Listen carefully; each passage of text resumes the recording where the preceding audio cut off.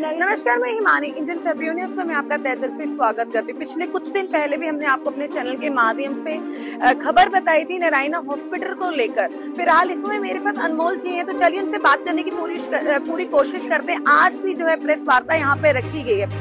पहले तो अनमोल, मेरा आपसे सवाल ये है कि आपके फादर साहब की डेथ कब हुई थी? मैम उनकी डेथ हुई थी 17 सितंबर। पूरी बात क्या थी, आप बताएंगे? देखिए, उनका ना 1 साल से इलाज चल रहा था, नारायणा हॉस्पिटल में ही चल रहा था properly. He was on maintain hemodialysis. तो 9 सितंबर को जब हम डायलिसिस करा के घर वापस पहुंचे, उनकी ना लोअर लिम्स में प्रॉब्लम आना शुरू हुई है, जिसके लिए द बेस्ट वाज कि मैं उनके डॉक्टर को इन्फॉर्म करूं और पूछूंगी व्हाट शुड बी डन। मैंने उनको उसी तरीके से कॉल किया, उन्होंने मेरी कॉल को रिस्पॉन्ड किया उस टाइम और कहा कि आप एक काम करिए, आप इनको अपन जीएमसी ले जाइए। तो मेरे को वो चीज़ सही नहीं लगी, क्योंकि जब एक पेशेंट का इलाज किसी एक कंसर्न हॉस्पिटल के अंदर हो रहा है, तो चल रहा है पिछले 1 साल से प्रॉपर्ली, तो वहाँ पे लेके जाना सही नहीं था। तो मैंने उनको जैसे तैसे करके रीएडमिट 9 को रात को करा दिया। तो उस दौरान उनके टेस्ट हुए, जिसमें इन्हीं हॉस्पिटल की रिपोर्ट थी कि वो कोविड नेगेटिव है। बीच में फिर कोविड पॉजिटिव दिखा दिया गया, सब कुछ हुआ एंड 13 तारीख को उनको डिस्चार्ज कर दिया गया। 9 तारीख से 13 तारीख तक वो अंदर रहे। उस दौरान बीच में एक दिन ऐसा था कि he was unconscious, why will I say the word unconscious, क्योंकि मैं उनको लगातार कॉल कर रही थी, वो फोन नहीं उठा रहे थे। और जब मैंने हॉस्पिटल में कॉल किया तो मैं सरप्राइज कि मुझे ये कहा गया कि आपके ना फादर आपसे बात नहीं करना चाहते, वो आपसे नाराज है। ये किसने कहा? ये वहाँ पे अंदर अथॉरिटी से मुझे कॉल, जिसको मैंने जब जो नंबर हमें मिलता है, अब वो कॉल किसने अटेंड की, कोई फीमेल थी जिन्होंने ये कॉल अटेंड की थी, मुझे नहीं पता वो डॉक्टर थी, नर्स थी, वहाँ पर बात करने की कोशिश की। जी बिल्कुल, मैंने बात करने की कोशिश की। तो नेक्स्ट डे मेरे फादर ने कहा कि मुझे खाना नहीं मिला था यहाँ पे एंड आई वाज अनकॉन्शियस, मुझे पता ही नहीं चल रहा था मेरे साथ हो क्या रहा है। कितने दिन वो एडमिट रहे? सबसे पहले तो वो 9 तारीख से 13 तारीख तक एडमिट रहे। 13 तारीख को उनको वहां से डिस्चार्ज मिला एंड 16 तारीख को वो रीएडमिट हुए थे। 16 तारीख को जब वो रीएडमिट हुए तो उस टाइम पे उनको मैंने 1 बजे एडमिट करवाया था। उसके बाद 4 बजे तक वो मेरे से फोन पे प्रॉपरली बात कर, हाँ बिल्कुल प्रॉपरली बात कर। कोई भी वहाँ मौजूद? मैं वहाँ पे थी, आई वॉज देयर विद, क्योंकि मैं उनकी I am a single daughter, मैं उनके साथ वहाँ पे पूरे टाइम अवेलेबल, इवन जो पूरा 1 साल हुआ। सवाल यहाँ पे उठता है, अगर कोई पेशेंट वहाँ पे एडमिट है तो वहाँ पे उसे खाना नहीं दिया जाता, तो तब आपने हाई अथॉरिटी वगैरह वहाँ पे? मैंने डॉक्टर से बात की थी, मैं क्या बता, देखिए ये तो हमारे अंडर नहीं आता, ठीक है फिर हम बता देंगे उनको, कोई बात नहीं, आप इसको इतना ज्यादा सीरियसली ना लो। देखिए, एक पेशेंट जो डायलिसिस पेशेंट या एक शुगर वो तो बहुत बड़ी एक प्रॉब्लम है। और सबसे बड़ी बात है कि ये कोई सरकारी अस्पताल नहीं है, एक प्राइवेट हॉस्पिटल है जो अच्छी तरीके से चार्ज यू। और उस टाइम पे, आज तो चलो आयुष्मान कार्ड है वो सब कुछ, तब ऐसा कुछ नहीं था। It was entirely on the cash पे बेस्ड। जो मेरा वहाँ पे प्रोसेस चला 1 ईयर का मेरे फादर के एडमिट होने से, उनके इलाज का सब कुछ एंड इवन लास्ट तक, दैट वाज ऑल कैश पे, फाइन। एंड सबसे बड़ी बात है कि जब उनको मैंने 16 तारीख को रीएडमिट करवाया, 4 बजे मैंने, मतलब 4 बजे तक वो मेरे से फुली कॉन्शियसली बात कर रहे हैं, नहीं टेस्ट कुछ नहीं किए, ये नहीं हुआ वो नहीं हुआ। एंड 5 बजे मुझे कॉल आ रही है नारायणा की तरफ से, हम आपके फादर को वेंटिलेटर पे डाल चुके हैं। आपने पूछा? बिल्कुल पूछा। उसके बाद कंडीशन कंडीशन कभी कभार खराब भी हो जाती है। 1 घंटे के अंदर अंदर जो इंसान बात कर रहा होगा, सडन ऐसा कुछ नहीं होगा कि एकदम से इतने वाइटल्स आपके डिप हो जाएंगे। चलिए, अगर हम 1 मिनट के लिए सोचते हैं कि चलिए ठीक है ना, खासा वो भी गया, बट आपको बताना चाहिए बिल्कुल सेम टाइम। देखिए, सबसे पहले तो कंसेंट लेने की बात थी कि क्या मैं चाहती हूँ, क्या मेरी उतनी फाइनेंशियल कैपेबिलिटी है कि मैं उस कंडीशन जानते हैं कि कितने टाइम तक ये वेंटिलेटर पे कई बार इंसान महीना रहता है, तो क्या मेरी उतनी पेइंग कैपेसिटी है कि मैं पे कर सकती हूँ। तो सबसे बड़ी बात है कंसेंट की बात थी, जो कंसेंट मेरे से नहीं लिया गया। उसके बाद मैं तो पूछते, डॉक्टर कहता है मैम मैंने टाइम के लिए क्या आप घर ले जाते या 200 कॉल्स की मैम, किसी ने मेरा कॉल रिस्पॉन्ड नहीं किया। आई वॉज नॉट रिस्पॉन्डेड, मुझे ही बताया नहीं गया। नेक्स्ट डे सुबह मुझे 8 बजे कॉल आती है, it is now time of some hours, तुम्हारे जी फादर मरने वाले, ठीक है। एंड उसके बाद मैं पूछूं, सर ठीक है, लेकिन मुझे कम से कम ये तो बताओ उस 1 घंटे में अंदर हुआ क्या, कोई गलत मेडिकेशन हुई, कुछ ऐसा ट्रीटमेंट मुझे स्टार्ट हुआ जिसकी वजह से उनकी की कंडीशन यहाँ तक चली गई। देखिए, एक सिंगल डॉटर है, ये अपने माँ बाप की एक अकेली बेटी, और बाप के साथ बेटी जो है ज्यादा अटैच होती है। आज ये इनके फादर जो है इस दुनिया में नहीं है, फिर भी ये जो है लड़ाई लड़ रही होंगी इंसाफ के लिए। अब आपकी एक बात आपको पूछिए, अब आप क्या चाहते हैं? देखिए कोरोना बंद करिए आप प्लीज। पहले सबसे पहले तो हमारे साथ इस दौरान में कई और फैमिलीज हुई जिनका कंसर्न यही रहा कि अंदर खाना नहीं देते पेशेंट्स को, पेशेंट्स मर रहे हैं खाने के लिए। यार कितनी इनह्यूमैनिटी है ये।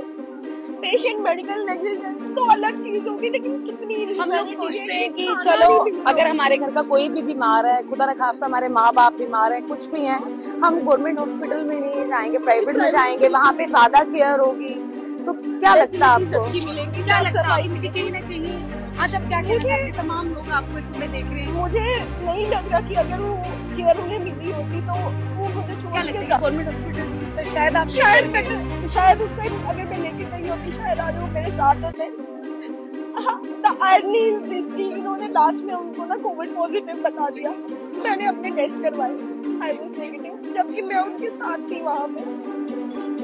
मेरी मदर मेरे फादर को लास्ट टाइम नहीं देख पाई and she is still under that क्योंकि उन्होंने अपना लाइफ पार्टनर भी वहां खोया।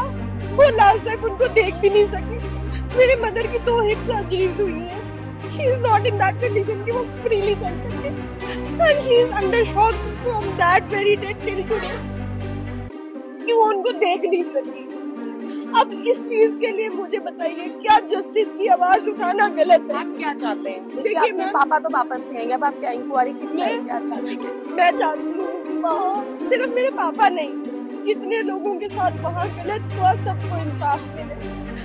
जो डॉक्टर्स वहाँ पे अच्छे हैं, जो डॉक्टर्स वहाँ पे अच्छे हैं, जो डेडिकेटेडली काम कर रहे हैं, उनको रिवॉर्ड मिले। मैं किसी डॉक्टर के खिलाफ नहीं हूँ, क्योंकि डॉक्टर भगवान के बाद डॉक्टर ही होता है जिनके लिए एक बहुत रिस्पेक्ट होती है। लेकिन उन फैमिलीज का क्या जिनके घर वाले खाने के लिए तरसते हुए गए? उन फैमिलीज का क्या जिनको बताया ही नहीं गया कि प्रॉब्लम क्या है? देखिए, एक बच्चे का हक होता है ये जानना कि उसके बाप के साथ जिसको अंदर रखा हुआ है वो क्या रहा है, उसके साथ क्या ट्रीटमेंट चल रही है, कंडीशन वर्स्ट हो रही है। आपको यही है कि उस टाइम अगर आपको बताया होता तो आप आपके टाइम बात कर शायद पाते, मैं बात कर पाती, शायद मैं उनको देख पाती, शायद उनसे वो आखिरी बार बात कर पाती। जितने भी लोग हमारे साथ इसमें जुड़े हैं तो अपनी अपनी राय जो है हमारे कमेंट सेक्शन में जरूर दीजिएगा। आपको बता दें कि हो सकता है कि बहुत सारे लोग जो हों जिनके पेशेंट्स वहां पर हों या उन्हें भी खाना नहीं मिलता। ये हमारा कहना नहीं है, ये उन फैमिलीज का कहना है, उन बेटियों का कहना है, उन लोगों का कहना है जिन्होंने कोई अपना खोया है। अगर बात करूं मैं, एक आंटी जी भी यहाँ है, ये भी उन्हीं फैमिली में से एक है जिन्होंने अपने हस्बैंड को खोया है। आंटी क्या कहना चाहते हैं आप? अंकल जी बीमार थे, कितना टाइम वहाँ पे एडमिट रहे? एक साल से हम पहले आते जाते थे 5-6 दिन हमने वहाँ ही। फिर क्या हुआ, क्या था? वो तो भूख से मर गए। तो भी यही प्रॉब्लम खाना नहीं। उसने हमें फोन किया 10 बजे, बोला मुझे भूख बहुत लग रही है। मैंने बोला कोई बात नहीं, उसको बोलो बिस्कुट एक पाके लाओ बाजार से, फिर मैं पैसे दे दूंगा। फिर क्या पता दिया क्या ना दिया, तो भगवान की जाने। कितने टाइम बाद अंकल की डेथ हुई? पता नहीं हमें कितने फिर दूसरे दिन उन्होंने बताया जब हम गए उधर। उस वक्त उन्होंने कुछ नहीं, 10 बजे में खाना खाया, फिर जब शाम को हम गए उस वक्त भी नहीं गए, फिर जब सवेरे 10 बज गए फिर उन्होंने बोले आपकी उसकी डेथ हो गई। हम क्या करते, हम चलाए रोए पटपटे करे क्या चाहते हैं आंटी? आप भी चाहते हैं? अब हमको से जो आगे जाएगा वहाँ आप उन लोगों के लिए आवाज उठा रहे हैं कि आपने अपना तो कोई खोया, अपना वो वापस आएगा, वो वापस नहीं आएगा, मगर जो लोग वहाँ एडमिट है आप उन लोगों उनके साथ अच्छा होना कि खाने के लिए, खाने के ना हमारे या दवाई के लिए ना हमारे इंजेक्शन के लिए ना हमारे वो लिए हमारा। देखिए, अगर ये लोग आवाज उठा रहे हैं अपने लिए नहीं, क्योंकि इनका खोया हुआ है, कोई वापस नहीं आएगा, उन लोगों के लिए आवाज उठा रहे हैं कि जो लोग वहाँ पे अभी भी एडमिट है। कुछ और भी लोग यहाँ पे मौजूद हैं, उनसे बात करने की जो है कोशिश करते हैं। मैम, आपकी फैमिली में कौन वहाँ एडमिट था? मेरे फैमिली में मेरे फादर ही एडमिट थे। हाँ जी। कितने टाइम पहले? मैम लास्ट ईयर की बात है, दिसंबर 20 दिसंबर की। अभी उनका 16-17 को चुनाव चल रहा है, मतलब उनके लिए दिन चल रहे हैं। तो हम उनको एक नॉर्मल टेस्ट करने के लिए लेके थे, थोड़ा सा बिजनेस फील कर रहे थे। नेक्स्ट डे हमने यात्रा जाना था, तो हमने सोचा एक चेकअप होके जाएंगे। तो वो खुद ड्राइव करके गए, खुद चल के गए। तो वहाँ पे डॉक्टर्स ने बोला इनका एंजियोग्राफी होगा। हमने बोला ठीक है, हमें नेक्स्ट डे हमें यात्रा जाना। बोलते कि आप मॉर्निंग में इनको डिस्चार्ज लेके ले सकते हो, कोई बात नहीं। तो उनको लोकल एनेस्थीसिया दिया गया, वो भी हाई ड्रग्स का दिया गया, जबकि उनको पता नहीं है कि कितना उनको एनेस्थीसिया देना चाहिए एज के हिसाब से। डॉक्टर्स ने मैम एज के हिसाब से कितना देना चाहिए एनेस्थीसिया, वो तो उनको कुछ पता ही नहीं है। वो कोमा पेशेंट गए हुए हैं और हमें ये बोला हुआ है कि वो सोए हुए हैं। अभी शाम को 8 बजे मेरे को बोलते हैं कि आके इनको डिनर खिलाओ। मैंने बोला डिनर क्या दूं मैं इनको, ये तो होश में नहीं है। तो बोलने लगे he is in deep sleep. मैंने बोला वो नहीं है स्लीप में, आप एक बार चेक कीजिए। तो जब चेक किया तो वो कोमा में भी है, और जब वहाँ के नर्सेस को पता ही नहीं है पेशेंट कोमा में है। वहाँ के उनको पता ही नहीं कि ये जो पेशेंट है कोमा में है, और उनके मुंह से वो फोम निकल रहा था। वो मेरे को हंसते हंसते बोलने लगे कि देखो ये अंकल तो मुंह से थूके निकाल रहे हैं। मैं थूके नहीं निकाल रही, फोम निकल रहा है इनके मुंह से। तो मेरे को वहां से धक्के मार के निकाल दिया गया बाहर। बोला आप बाहर वेट करो, क्योंकि मैंने वहां पे थोड़ा सा हंगामा मचाया था। उसके बाद वहां पे विद इन सेकेंड उनको वेंटिलेटर पे चढ़ा दिया गया विदाउट हमारी परमिशन के। और अंदर आईसीयू में ये बोला गया कि एटलीस्ट ये लेडी अंदर नहीं आनी चाहिए। और वहाँ पे इस टाइम कौन कौन मौजूद था आपके हॉस्पिटल में, आपकी फैमिली में? आपके मेरे हस्बैंड थे, मेरे साथ आपकी फादर एडमिट थे? हाँ, एडमिट मेरे फादर ही लाते। अच्छा, आपके हस्बैंड कहाँ पे? तब उन्होंने कोई बात नहीं की कि हमारा पेशेंट कहाँ पे? मैम हमें बोलने ही नहीं दिया। मैंने आवाज उठाई तो मुझे बाहर निकाल दिया गया। 2 दिन के बाद मेरे फादर इन लॉ को थोड़ा सा होश आता है, और उनके हाथों पे निशान देखे मैंने बोला ये निशान कैसे हैं? तो बोला इनको बांधा जाता है। हमने बोला क्यों, ये कोई तो जो पेशेंट कोमा में है उनको क्यों बांधा गया है? बोलने लगे एग्रेसिव होते हैं, जब हम उनको वैक्सीन कर रहे हैं एग्रेसिव हो रहे हैं। मैंने एग्रेसिव क्यों हो रहे हैं? ये तो नॉर्मल हम आ रहे हैं, हम तो ये तो हाथ भी नहीं उठा पा रहे हैं, हमसे बात भी नहीं कर रहे हैं, ये आपको कैसे मारेंगे? तो आप नहीं पूछोगे मेरे को यहाँ से डिस्चार्ज करवा के? डिस्चार्ज देते ही नहीं है मैम। कितनी बार तो हमने उनको बोला हमें डिस्चार्ज। कोई और कदम आपने क्यों नहीं उठाया? पुलिस में कंप्लेंट करवाते कुछ भी? मैम उस टाइम हमें ये था कि हाँ इम्प्रूवमेंट होगी शायद से, हम इस आंख में थे कि हाँ भाई कल शायद इम्प्रूवमेंट देखने को मिले, कल शायद। फिर 27 सुबह मॉर्निंग में ये हमें बोला जाता है कि आप अपने जिन्होंने अपने मतलब जो आपके फैमिली मेंबर्स हैं उनको लाओ, उनको ये बताओ आप लास्ट वार्निंग के दर्शन कर लो, ये आप नहीं रहने वाले हैं, कुछ टाइम के मेहमान हैं। 7 दिन तक उनको मैम पानी नहीं दिया जाता है। 7 दिन हम जब भी उनके पास जा रहे हैं वो इतना दिखा रहे हैं कि थोड़ा सा पानी दे दो, थोड़ा सा पानी, इशारों से बता रहे हैं पानी दे दो। जब उनको पता है पेशेंट मरने वाला है तो हमें इतना अलो कर दो कि थोड़ा सा घर ले जाओ या घर ले जाओ, या मैम घर भी छोड़ दो, पानी का एक ड्रॉप दे दे। हमें वो दिया नहीं जा रहा है, और वो हमारे हाथों पे कुछ लिखने की कोशिश करते थे। हमने ये बोला नर्स वहाँ पे सिक्योरिटी गार्ड से कि हम एक नोट पैड और एक पेन लेके जाएं कि जिससे हमें पता चले हमारे पेशेंट्स क्या बोलना चाहते हैं। कहने लगे ये अलाउ नहीं होता अंदर आईसीयू में, अलाउ नहीं, तो हमें कैसे पता चले हमारा पेशेंट क्या बोलना चाहता है? अब आप क्या अपील करना चाहते हैं? मैम मैं बस यही अपील करना चाहती हूँ कि जो हमने अपने जैसे मैंने अपने फादर इन लॉ खोए हैं, उन्होंने हस्बैंड खोए हैं, सबने कोई ना कोई अपना वहाँ पे खोया ही है। मैं बस अपने फैमिली मेंबर को ही खोना। मैम फैमिली तो बार बार मिलती नहीं है, जन्म तो एक बार मिलता है। आपने अपनी फैमिली का मेंबर खोया हुआ है, कोई इजी बात तो है नहीं, और आपने वहाँ पे डेथ सर्टिफिकेट पे लिख दिया कि हाँ भाई हार्ट अटैक आ गया। क्या आ गया, ये क्या रीजन है, कैसे आपने कौन से मेडिसिन दिए? मैम हमें तो पूरा हक है जानने का कि क्या वहाँ पे अंदर क्या इलाज हो रहा था। जब डॉक्टर रिजल्ट्स पे आ रहे हैं हमें अंदर बुलाइए, जो पेशेंट के साथ अटेंडेंट है उनको बुलाइए, उनको बताइए कि आपके पेशेंट के साथ ये सब हो रहा है, इनको ये वैक्सीन लगनी है। हमसे तो कोई डिस्कशन हो रहा ही नहीं है। बस लास्ट में ये बोला जा रहा है आपके पेशेंट की डेथ हो गई है, 5 बजे डेथ हुई है, 7 बजे तक हमें पता नहीं चल रहा है। मे भी वो रात भर ऐसे रख के वेंटिलेटर का चार्जेस चढ़ाते, और 7 बजे हमने अपना ही कोई नर्स अंदर भेजा, हमने कहा आप देख कर आइए पेशेंट की हालत क्या है। तो वो कहने लगे आपको पता ही नहीं है, वो तो 5 बजे के मर गए हैं, हॉस्पिटल में जाके डेड बॉडी ले आओ। ऐसे कैसे 5 बजे, हमने 2 घंटा पहले उनसे मिल के गए हैं। अब आप क्या मांग ये चाहते हैं? मैम वहाँ पे CBI इंक्वायरी होगा, सिंपल सा वर्ड है।